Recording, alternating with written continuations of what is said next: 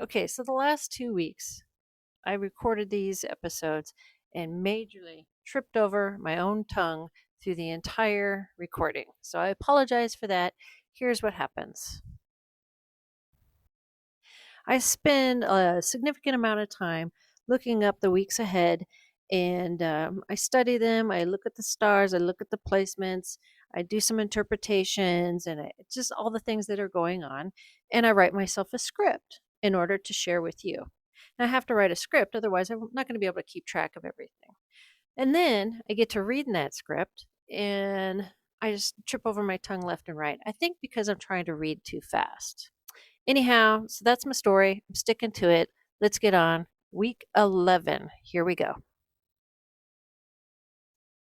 Okay, week 11, March 10th through the 16th. And I'll try and slow it down for you and not read my own script too darn fast and not trip over my tongue. No guarantees here, but hey.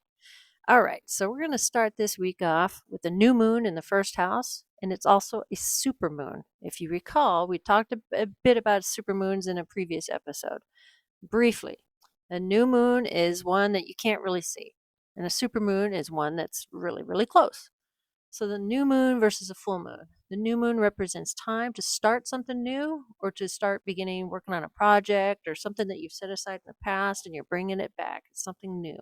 A full moon, when that comes along, it shines light on what you've been working on or what you have worked on. It's, woo, look what we've done. So that's kind of the difference. We're starting something and you're seeing its accomplishment. So new moon versus full moon. All right.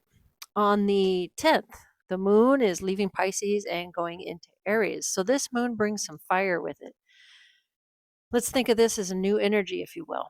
Also, if you notice the wheel, the moon pretty much stays clustered with most of the planets until around the 13th when it finally breaks loose. And by the 15th, it's in the third house all by itself and in our favorite, it's in Gemini.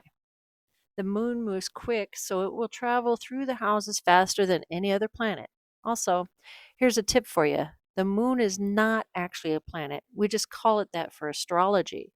Don't call it a planet in any other situation or people are going to look at you funny. So, alrighty then.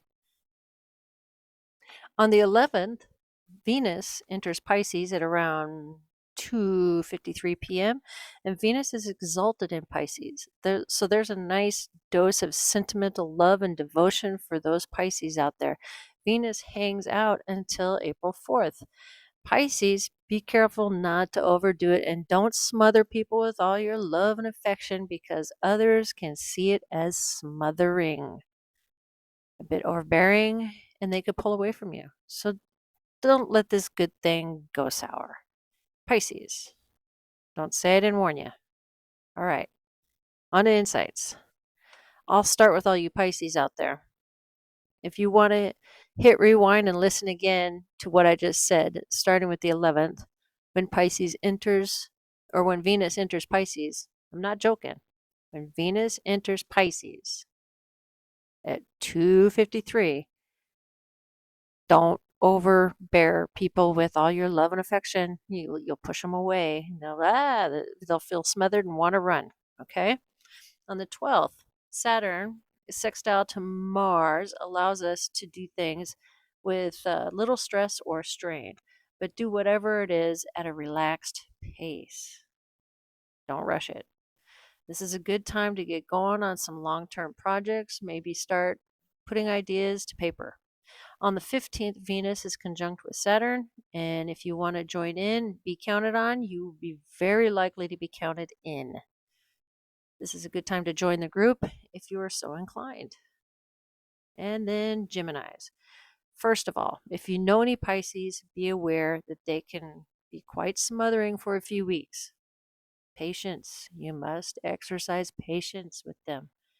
If you aren't patient with them, they could very well take it personally and get all offended and their panties in a bunch.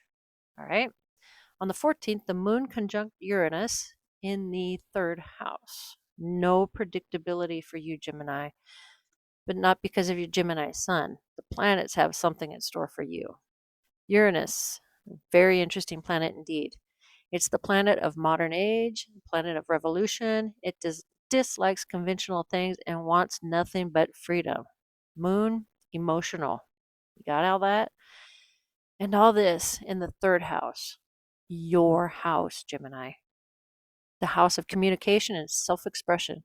So if you're passionate about something and there's a chance to wave your flag and stomp your feet, protest, or write a letter to express how you really feel, this is the time. All right. Phew, this is a fun week. Very interesting indeed. Pisces and Geminis. Good luck. Later.